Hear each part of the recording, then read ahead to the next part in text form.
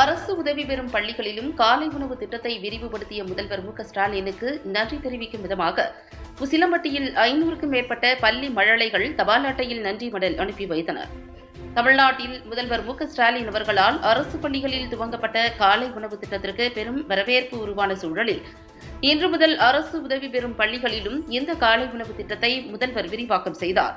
அந்த வகையில் மதுரை மாவட்டம் உசிலம்பட்டி நாடார் சரஸ்வதி துவக்கப்பள்ளியில் பயிலும் 500க்கும் மேற்பட்ட மாணவ மாணவிகள் காலை உணவை உண்ட கையோடு முதல்வருக்கு நன்றி தெரிவிக்கும் வகையில் தபால் அட்டையில் தங்கள் கைகளாலேயே எழுதி நன்றி மடல்களை முதல்வருக்கு அனுப்பி வைத்தனர். இதில் 1ஆம் வகுப்பு பயிலும் 100க்கும் மேற்பட்ட மழலைகள் காலை உணவு திட்டம் தந்தமைக்கு நன்றி தாத்தா என எழுதி தபால் அட்டை அனுப்பியது நெகிழ்ச்சியை ஏற்படுத்தியது.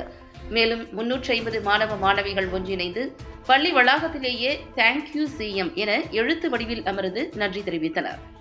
திட்டம் விரிவாக்கம் செய்யப்பட்ட நாளில் பள்ளி மழலைகள் முதல்வருக்கு நன்றி தெரிவித்து நன்றி மடல் அனுப்பியதும் மற்றும் எழுத்து வடிவில் அமர்ந்து நன்றியை வெளிப்படுத்தியது பலரின் கவனத்தையும் ஈர்த்தது.